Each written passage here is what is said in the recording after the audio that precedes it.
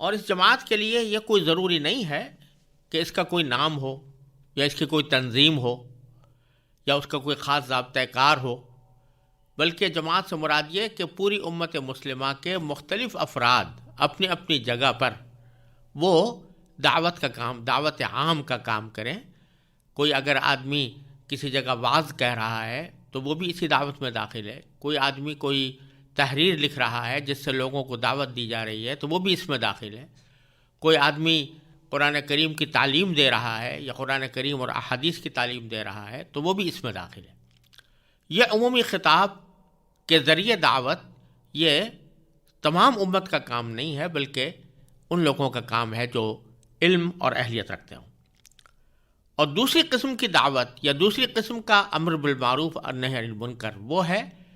جو ایک فرد دوسرے فرد کو دیتا ہے، اور اس کا مفہوم یہ ہے کہ وہ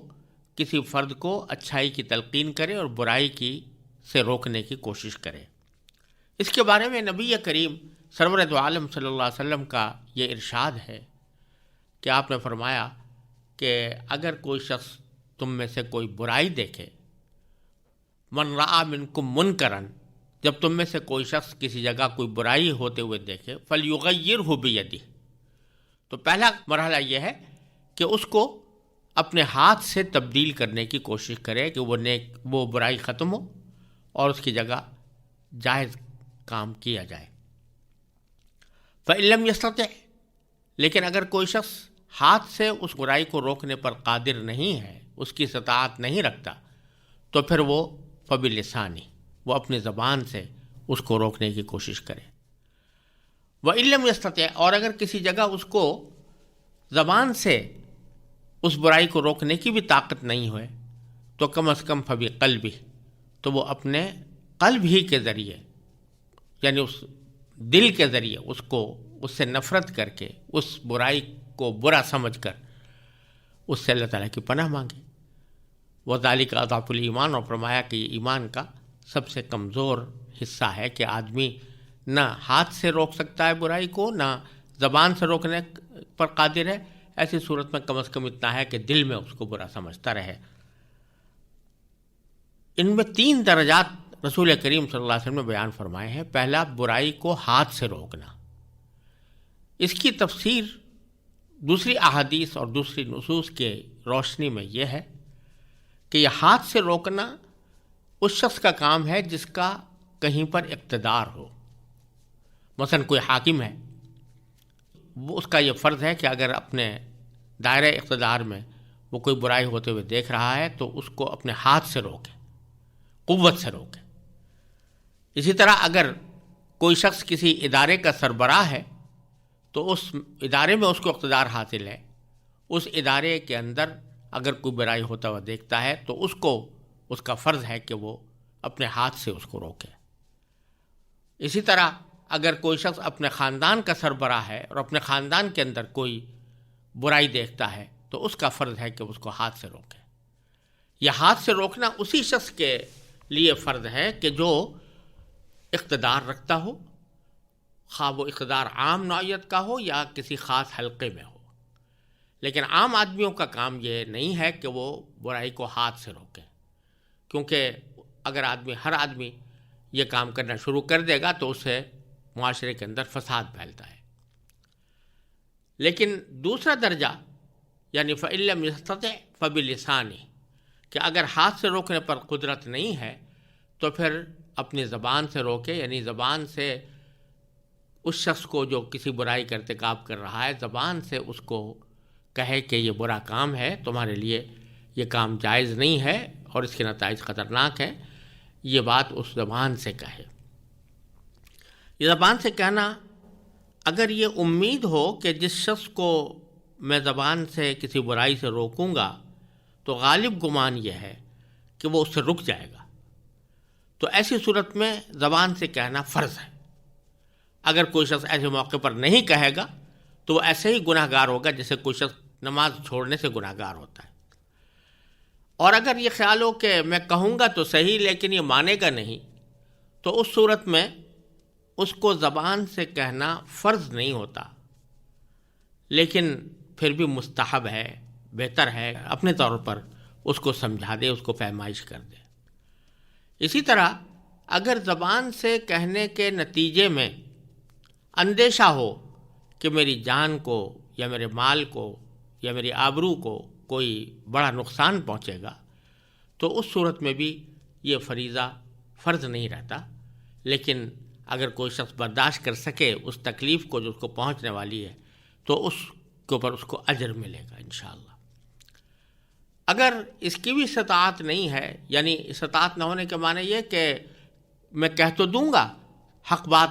واضح کر دوں گا، لیکن اس کے نتیجے میں مجھے ناقابل برداشت تکلیف اٹھانی پڑے گی، تو اس صورت میں حدیث میں فرمایا فَبِقَلْبِهِ، یعنی کم از کم یہ کرے کہ وہ اپنے دل میں اس کو برا سمجھتا رہے۔ اور دل میں برا سمجھنے کا ایک حصہ یہ بھی ہے کہ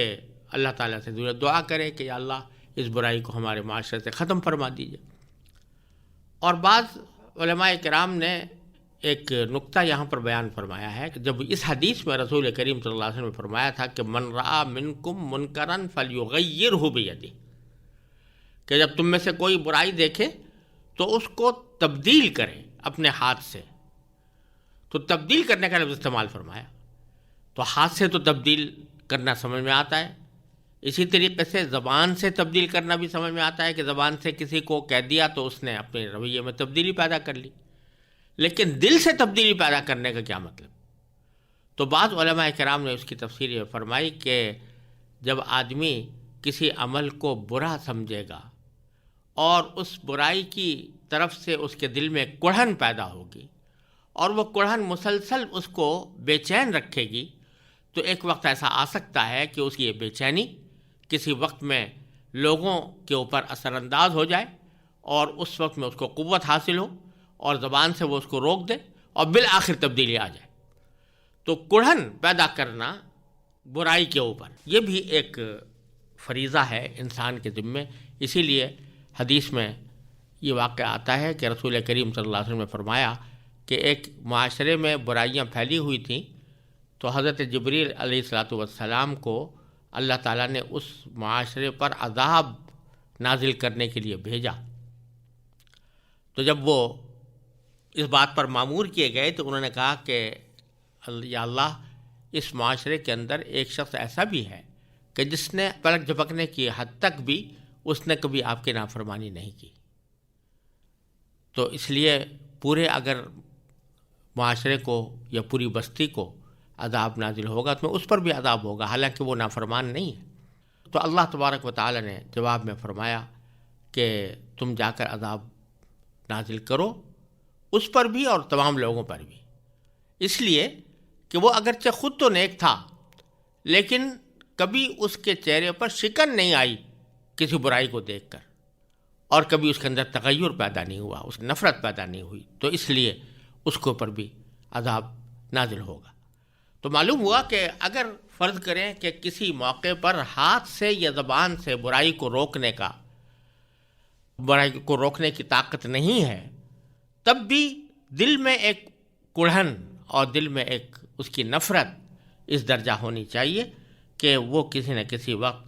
اپنا رنگ لے آئے اور لوگوں کے حالات میں تبدیلی پیدا کر دے۔ اس لیے اس قسم کا امر بالمعروف اور نہی عن المنکر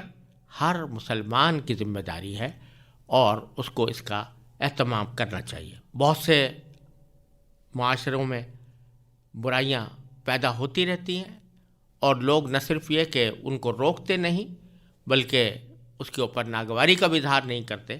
تو اللہ بچائے یہ اس حدیث کی وعید میں داخل ہوتے ہیں۔ تو اللہ تبارک و تعالی نے یہاں اس امت کو بہترین امت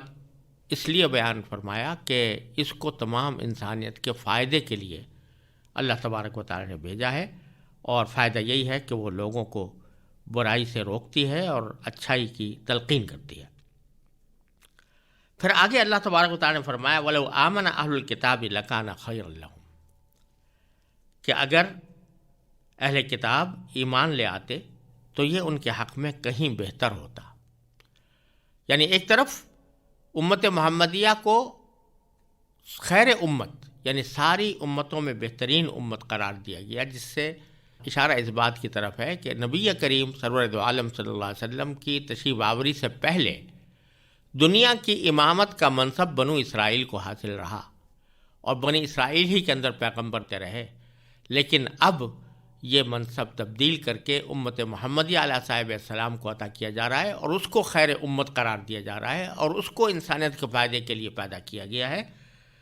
تو اگر یہ اہل کتاب بھی ایمان لے آتے تو یہ اس خیر امت میں داخل ہو جاتے اور ان کا جو سابقہ اعزاز ہے